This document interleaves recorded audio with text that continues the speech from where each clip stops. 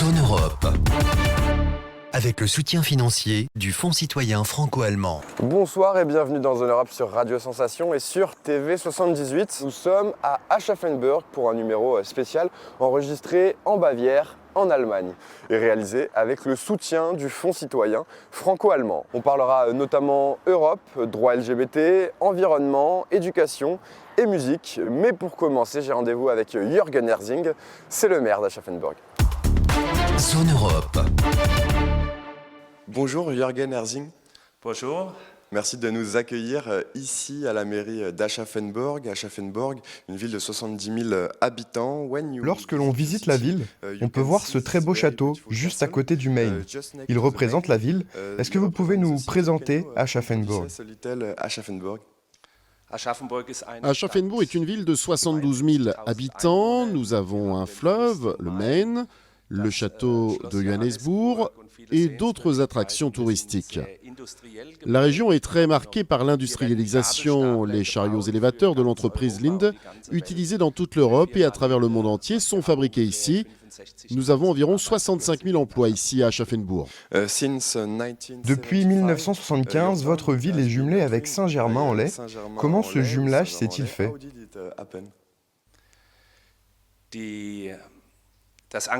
C'était une initiative conjointe de l'État fédéral et de la région, car après les nombreuses guerres entre la France et l'Allemagne, on a voulu promouvoir l'amitié entre les deux peuples. C'est comme ça que nous avons été mis en contact avec Saint-Germain-en-Laye. Que pensez-vous de Saint-Germain-en-Laye ? Nous avons beaucoup de points communs. Par exemple, le château, le fleuve, la taille de la ville. Et nous sommes unis par un lien très chaleureux qui s'est construit au fil des années.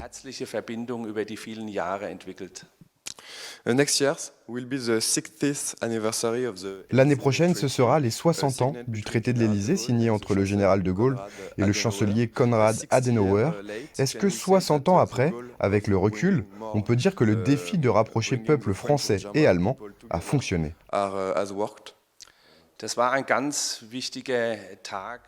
C'était une journée très importante. C'est la signature de ce traité qui a fait que des ennemis sont devenus des amis. Nous avons adhéré à l'initiative et avons essayé de contribuer à la réussite de ce projet. Je pense que nous avons réussi à mettre en place un partenariat très amical avec Saint-Germain-en-Laye. Vous, personnellement, quel est votre premier souvenir, la première image de la France quand vous étiez enfant ? Je n'ai que quelques souvenirs de la première visite en France. Ma tante vit en France, près de Bâle. Quand j'étais petit, on est allé en France, mais pas à Paris, quelque part sur la côte. C'était la première fois. Et pour nous, en tant qu'enfants, c'était tout à fait normal et très chouette. Est-ce que ces activités liées au jumelage vous ont permis de changer le regard que vous aviez sur ce pays ? On retourne à Saint-Germain au mois de décembre. Enfin, on se retrouve en personne pour la première fois après la pandémie. Même si, bien sûr, nous nous sommes régulièrement retrouvés en ligne, aussi pour fêter l'existence du partenariat. Nous restons en contact, nous échangeons beaucoup. C'est surtout le lien entre les associations et les pompiers volontaires qui fait vivre le partenariat.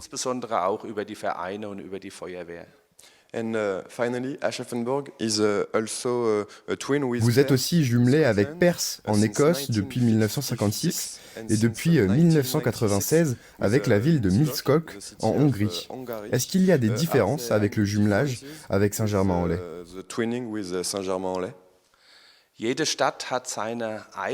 Chaque ville a ses spécificités, chaque ville et chaque nationalité ont leur propre histoire.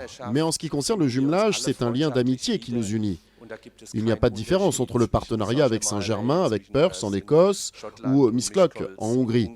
Ce qui nous anime, c'est l'idée de l'amitié au-delà des frontières, la paix, la joie et l'amitié.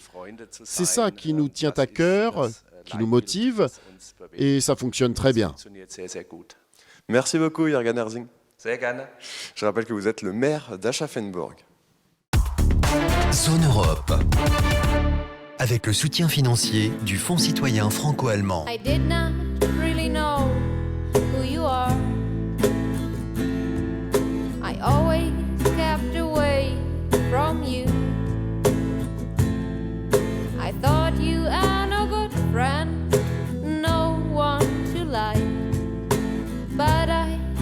that know the truth. And you have changed my mind here and there. You have changed my mind here and everywhere. I found you, you found me. I never thought that we would be friends. No, no, no, no. Zone Europe. Nous voilà installés dans le studio de Radio Clangbret, la radio jeunesse d'Aschaffenburg, avec nos Sansa reporters Théo Gagnage et Laurie Simonet, étudiants en journalisme à HEJ Montpellier. Nous avons voulu savoir quelle image les Allemands avaient des Français. Écoutez. Les idées que l'on entend sur les Français sont qu'ils seraient homophobes, qu'ils seraient racistes, et qu'ils auraient une haine envers les Allemands ou envers d'autres gens étrangers. Les Français sont aussi très chauvins.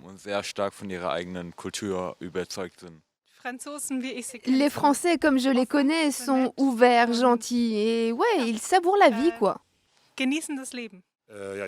Les Français ont de bons goûts. J'entends souvent dire qu'ils n'aiment pas parler l'anglais et l'allemand. Ils aiment parler dans leur propre langue. Je pense que la France est un bon pays à visiter, c'est un endroit cool.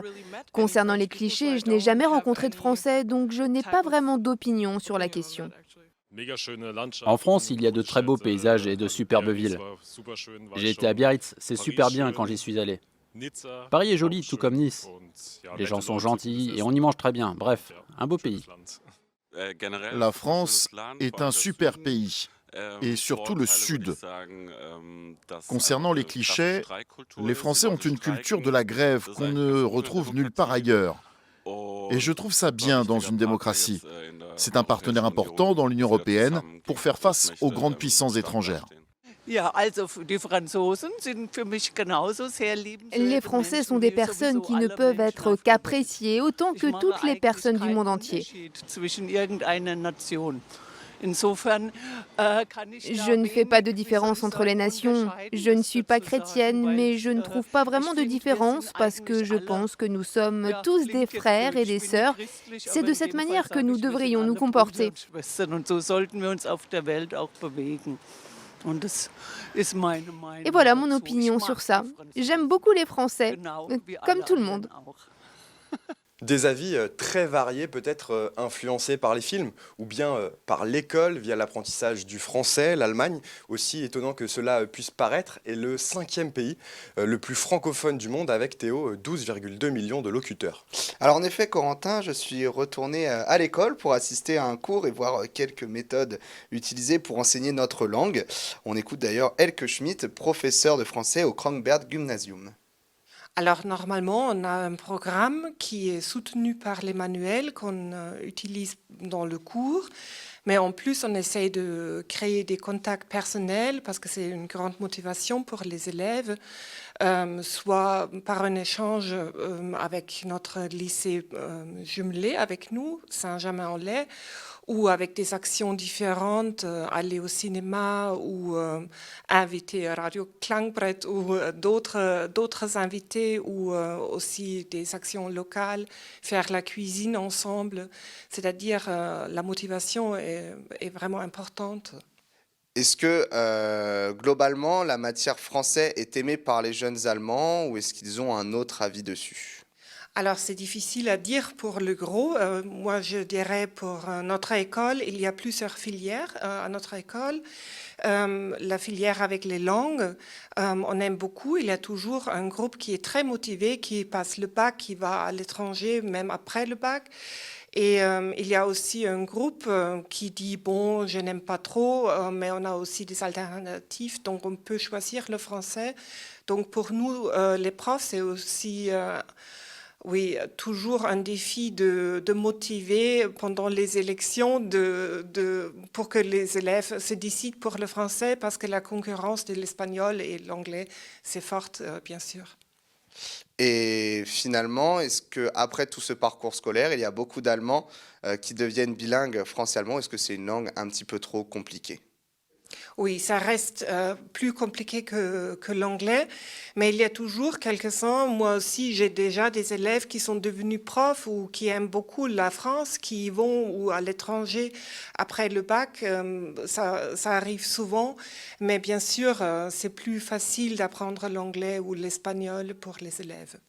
Et le français peut parfois être un atout pour partir à l'étranger, car l'Union européenne, c'est aussi les échanges culturels, avec notamment le programme Erasmus. Depuis 35 ans, c'est 12 millions d'Européens qui en ont profité, dont 1 million d'Allemands, mais il existe aussi d'autres programmes. On écoute Marisa Gilles, elle est coordinatrice pour les volontaires au Bureau européen d'Aschaffenburg. Quelles sont les missions de Europa Office ? Notre mission est d'envoyer des jeunes dans différents pays européens, ainsi que dans les pays environnants comme les Balkans et l'Afrique du Nord. Nous œuvrons aussi pour qu'ils profitent de l'expérience en rencontrant de nouvelles personnes et qu'ils deviennent des citoyens ouverts d'esprit. On s'adresse à des personnes impliquées dans des défis sociaux ou en faveur de l'environnement, donc leurs projets peuvent être à caractère social, sportif, environnemental ou même culturel, comme cela serait le cas pour une radio par exemple. Comment préparez-vous les personnes avant de partir d'Allemagne ? D'abord, nous les rencontrons en visioconférence ou en présentiel. Ensuite, nous leur donnons toutes les informations dont ils ont besoin et répondons à toutes leurs questions. Parfois, ils rencontrent d'autres bénévoles avant de partir et établissent ainsi un contact avec de nouvelles personnes. Les Allemands aiment-ils voyager ? Oui, les Allemands adorent voyager et je crois que leurs destinations préférées sont les pays européens. La France, c'est un pays attractif ? Oui, sans aucun doute. Je suppose que c'est parce que nous entretenons une longue amitié. Il y a eu beaucoup de problèmes par le passé, mais maintenant il s'agit d'une longue relation et beaucoup d'Allemands le savent. Une autre raison, évidemment, est que vous êtes nos voisins et il est toujours important d'avoir une bonne relation avec ses voisins. Quels sont les autres pays que les Allemands choisissent ? Beaucoup d'Allemands aiment aller en Espagne ou en Italie. L'Irlande également est un pays apprécié par les Allemands. Je pense aussi que si la Grande-Bretagne était toujours dans l'Union européenne, ils aimeraient se rendre là-bas. Malheureusement, le Brexit est passé par là. On va parler à présent des droits LGBT en Allemagne. Depuis le 1er octobre 2017, le mariage homosexuel est légal. Oui, en effet, j'ai rencontré Andreas Rodig de l'association Rainbow AB. Il revient d'ailleurs sur l'amélioration des droits LGBT ici en Allemagne.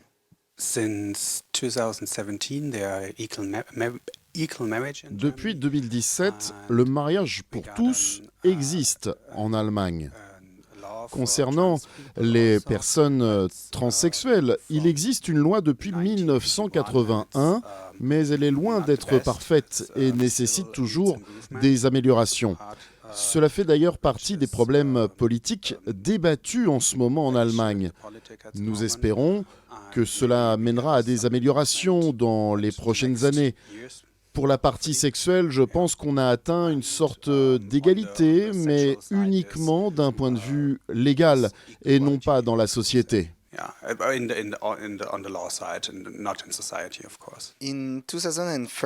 En 2013, pourquoi avez-vous décidé de créer l'association ? Y avait-il à ce moment-là beaucoup d'agressions homophobes ?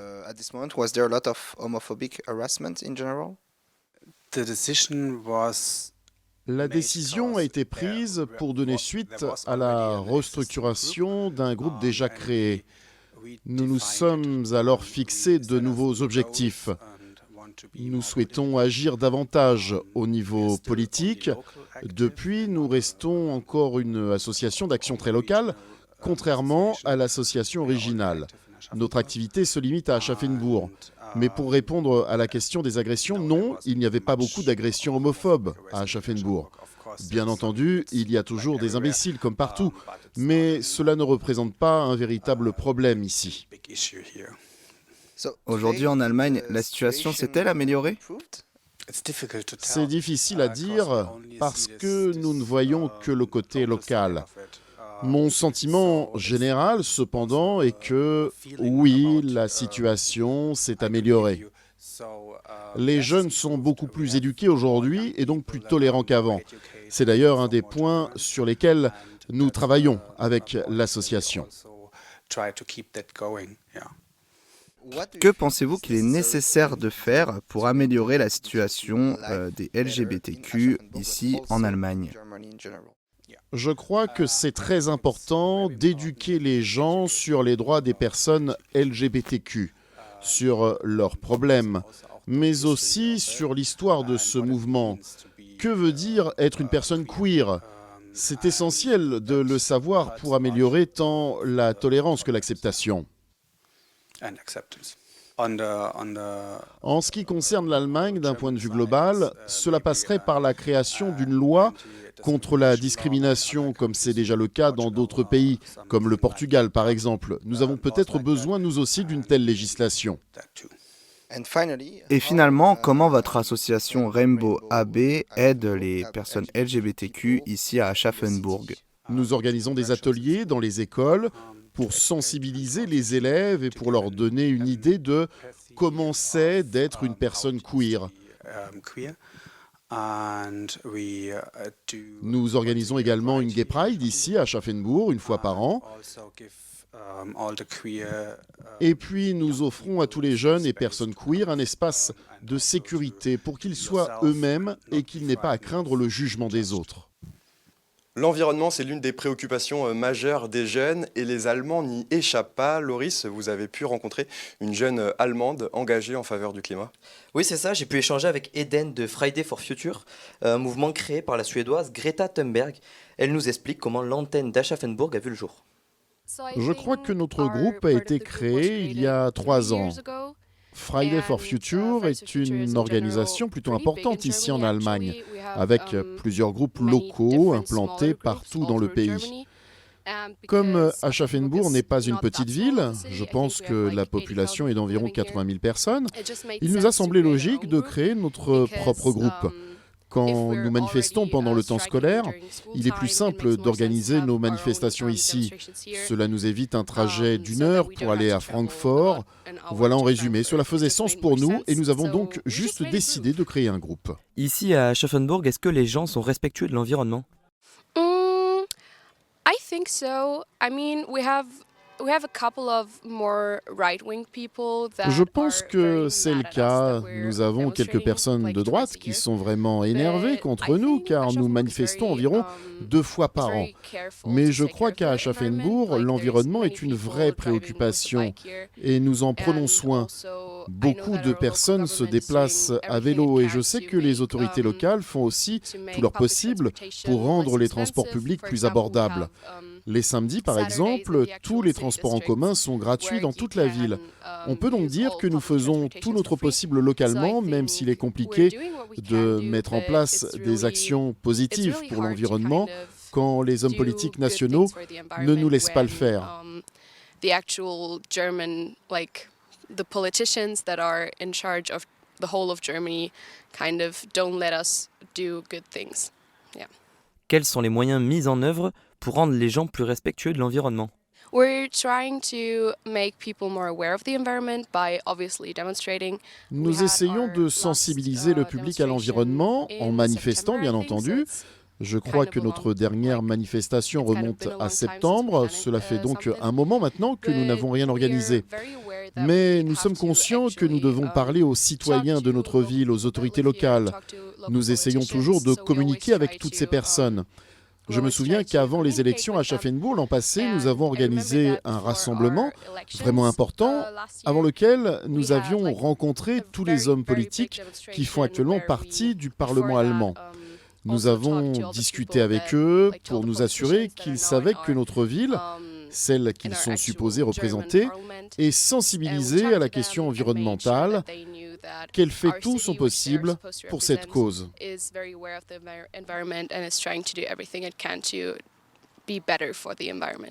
Depuis la création de l'association en 2018, est-ce que vous trouvez que la mentalité des gens ici a changé ?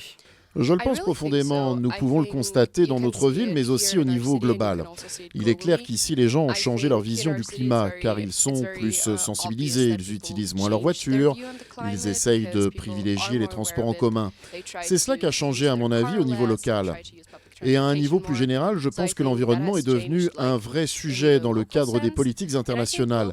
Il existe désormais plusieurs rendez-vous par an durant lesquels les hommes politiques du monde entier se réunissent pour discuter de comment améliorer la question du climat. Il y a également la manière avec laquelle on essaye de changer nos pratiques énergétiques et ce genre de choses qui démontrent qu'il est clair que les mentalités ont changé. Je suis très fier de cela parce que je peux voir que nous, en tant que jeunes, nous continuons à avoir un impact majeur sur la politique internationale et cela est chouette à voir. La musique allemande n'est pas très connue en France, mis à part Rammstein ou encore Tokyo Hotel. Loris, vous avez profité de votre séjour à Aschaffenburg ici pour rencontrer une artiste locale. Oui, c'est ça, j'ai rencontré Sophia Almen, une jeune chanteuse de 23 ans qui baigne dans la musique depuis le plus jeune âge. J'ai commencé à écrire des chansons quand j'étais assez jeune. Comme beaucoup d'enfants, j'ai appris d'abord à jouer de la guitare et du piano, et j'ai fait partie aussi de l'orchestre de l'école. Mais je suis allé plus loin ensuite en écrivant mes propres chansons. Les premières d'entre elles ont été faites pour le mariage de ma sœur. Ce sont d'ailleurs ces chansons qu'on a enregistrées pour mon premier album, Memories, en 2013. C'était alors mon début dans le monde de la musique et je ne me suis pas arrêté depuis. Sophia, comment pourrais-tu nous décrire ton univers musical? Je pense que j'ai mon propre univers et ma manière de comprendre le monde. Ma musique parle beaucoup d'amour. Je crois que vivre et aimer, c'est rechercher l'équilibre parmi nos différentes phases. Nous traversons tous des étapes dans la vie et la musique est un moyen extraordinaire de communiquer et d'en parler. Vous savez, la vie n'est pas simple et c'est la raison pour laquelle nous avons tant d'émotions à partager et que nous sommes obligés de faire quelque chose avec elles. Et il me semble que la musique est la meilleure manière de communiquer sur celle-ci. Nous ne parlons pas tous la même langue. Je ne parle pas français, par exemple. Mais quand j'écoute de la musique française, je peux toujours comprendre ce qu'elle veut dire car cela reste de la musique. C'est cela que j'adore avec la musique. Et c'est ce que j'espère faire ressentir avec ma musique également. Et as-tu déjà été inspiré par la musique française?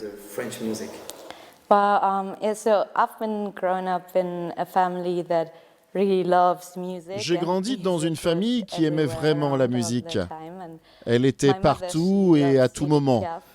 Ma mère adore Edith Piaf, donc j'ai grandi avec un peu de musique française, de style jazz. C'est d'ailleurs un style musical que j'apprécie, comme la soul et l'instrumental. Cependant, j'aime bien également les nouveaux artistes. D'ailleurs, connais-tu Emma Peters?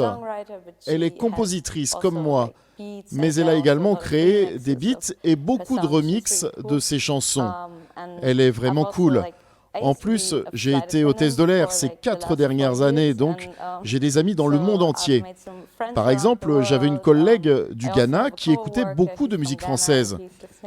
Finalement, je retrouve de la musique française de temps à autre et ça me fait plaisir parce que j'aime énormément cette langue.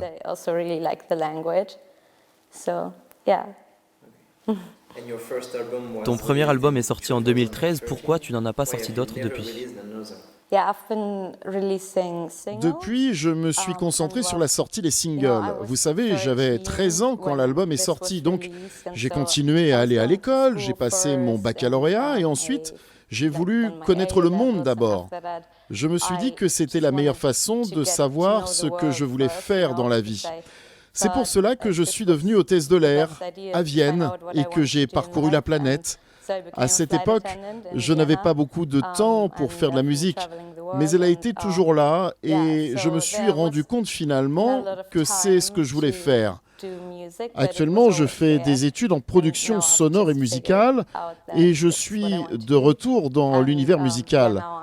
L'année dernière, j'ai lancé un EP intitulé Love Each Other, Aimons-nous les uns les autres, et en ce moment, je travaille sur un morceau totalement opposé, un morceau intitulé Parish, en français paroisse. L'ensemble de ces chansons formeront un album qui aura pour nom soit Love Each Other, soit Parish.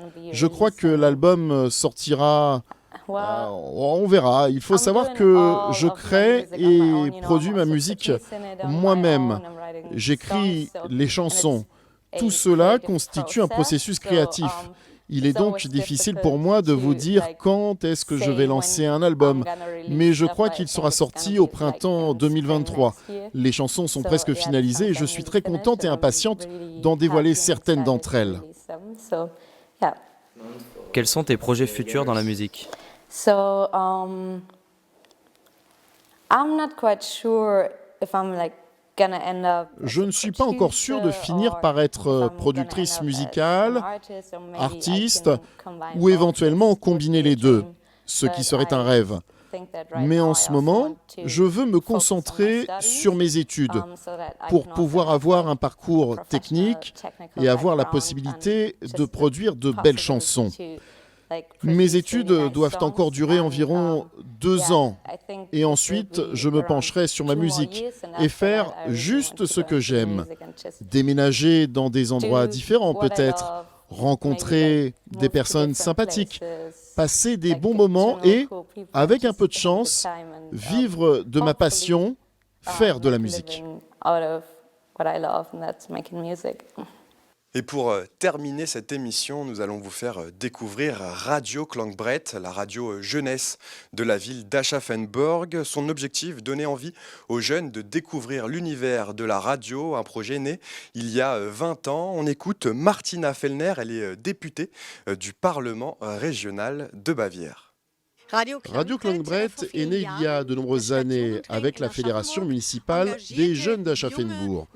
Ce sont de jeunes engagés qui se sont dit « on a envie de faire de la radio ».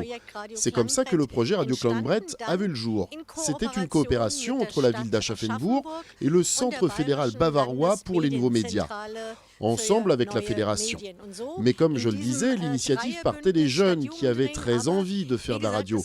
Ils sont très actifs. C'est un très beau projet qui permet aux jeunes de se former à l'utilisation des médias et de travailler des compétences clés, notamment en matière de journalisme. Et je suis maintenant avec Kerstin Günther. Bonjour. Bonjour. Vous êtes la directrice pédagogique de Radio Klangbredt. Quel est l'objectif principal de cette radio ? L'objectif principal de notre radio est bien évidemment de faire de la radio. Mais derrière cela et l'apprentissage autour de l'information journalistique, notre mission est également de donner confiance aux jeunes. Donc, on vise principalement l'accélération ou l'émergence de la confiance en soi des jeunes pour qu'ils puissent mieux faire entendre leur voix. Et pour finir, quels sont les programmes qui sont diffusés? Quels sont les différents sujets que vous abordez via cette radio? Nous avons 2 émissions, une le mardi soir de 19h à 21h où il n'y a qu'un seul sujet. Par exemple, ce soir, la thématique de l'émission est « Tout est une question de déchets ». Le jeudi soir, nous avons une autre émission avec cette fois tous les types de sujets confondus. C'est donc une émission très variée. Elle se déroule de 19h à 20h et à la fin de celle-ci, entre 20h et 21h, nous faisons également une interview avec, par exemple, un artiste local ou des personnes qui ont un profil qui intéresse mon équipe. Eh bien, merci beaucoup, Kerstin Günther, d'avoir été avec nous et merci beaucoup pour l'accueil à Aschaffenburg. Merci à tous. Zone Europe, c'est terminé. Vous pouvez retrouver cette émission en replay sur notre site internet ou sur notre application Radio Sensation. Et nous, on se retrouve la semaine prochaine pour un nouveau numéro. Bonne soirée à tous. Zone Europe, avec le soutien financier du Fonds citoyen franco-allemand.